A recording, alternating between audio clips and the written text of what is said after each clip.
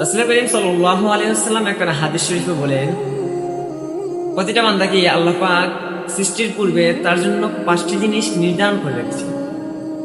প্রথমত হলো বান্দার আয়ু এবং মৃত্যু, অর্থাৎ সে কতদিন বাঁচবে এবং কবে মারা যাবে সেই বিষয়টি আল্লাহ তাআলা নির্ধারণ করে রেখেছেন পূর্বে।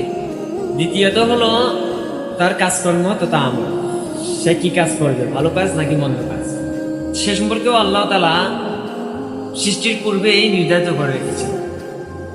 এবং 3 নম্বরে হলো তার বিশ্রামস্থল, সে কোথায় থাকবে, কোথায় অবস্থান করার সময় সে মারা যাবে, সেটা আল্লাহ পাক তাকে সৃষ্টি করার পূর্বেই নির্ধারিত করে রেখেছে। চতুর্থত হলো তার পদযাত্রা, অর্থাৎ তার যাত্রাপথ, সে কোথায় যাবে, কি কি প্রভাব জীবনে রেখে যাবে, সেগুলো আল্লাহ তাআলা সৃষ্টির পূর্বেই নির্ধারণ করে রেখেছেন।